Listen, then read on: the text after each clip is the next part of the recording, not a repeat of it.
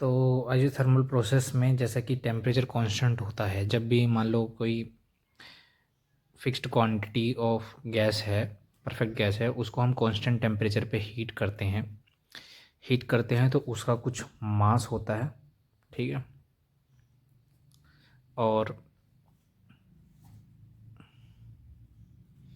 और उसका कुछ इनिशियल प्रेशर होगा,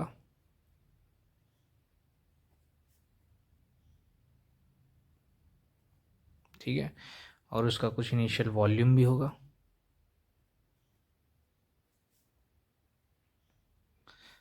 ठीक है, और रिस्पेक्टिवली सेम P2 और V2 होंगे फाइनल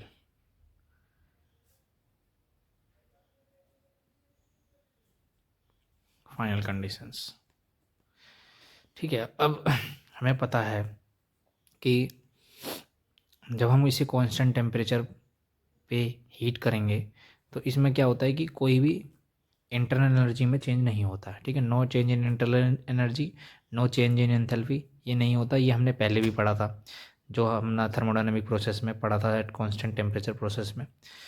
तो अब जैसे कि हम जानते हैं heat supplied equals to internal energy plus में वर्क डन, ठीक है। अब इंटरनल एनर्जी हमको पता है कि mCV T2 माइनस T1 होता है, और वर्क डन हमारा होता है 2.3 mRT log V2/V1, ठीक है। अब जो हमारा टेम्परेचर कांस्टेंट है तो ये क्या हो जाएगा, टेम्परेचर अगर कांस्टेंट है तो ये T2 इक्वल्स टू T1 हो जाएगा।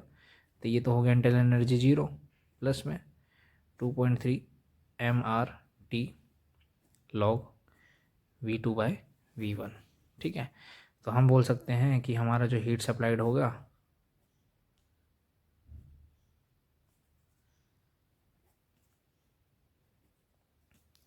2.3 mRT V2/V1, ये हमारा इक्वेशन नंबर 1, इसी की इक्वेशन का हमें यूज़ करना है, ठीक है। अब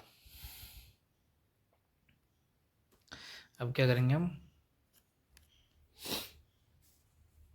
हमें पता है कि जो हमारा change in entropy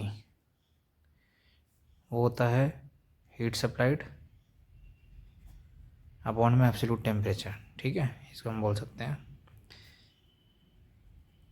heat supplied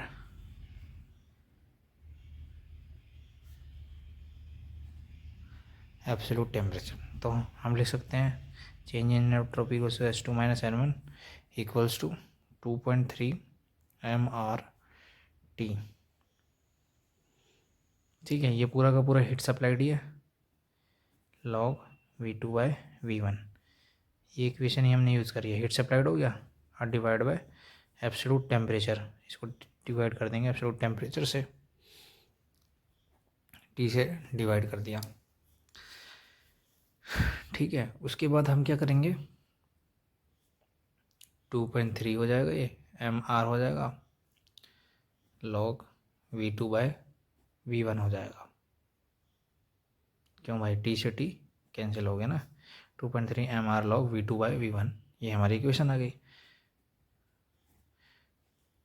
S2 minus S1।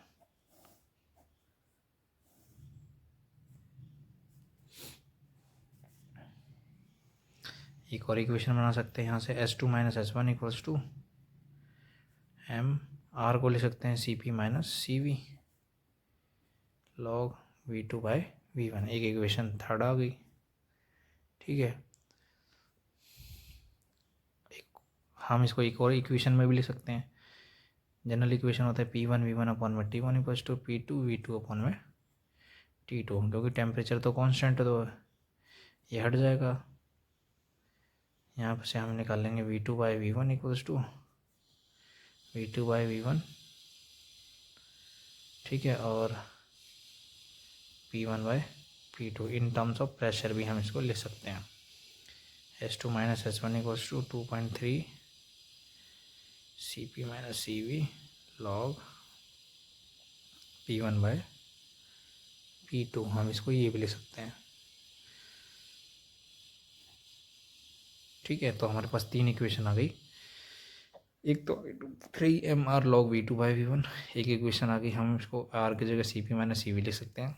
एक इक्वेशन आ गई log v2/v1 को p1/p2 भी लिख सकते हैं बाय जनरल गैस इक्वेशन से।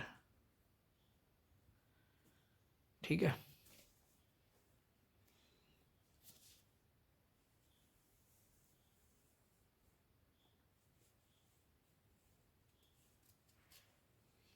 अगर आपको किसी भी तरह का कोई भी डाउट हो तो आप पूछ सकते हैं, हमें कमेंट ज़रूर करें, like and share and subscribe ज़रूर करें।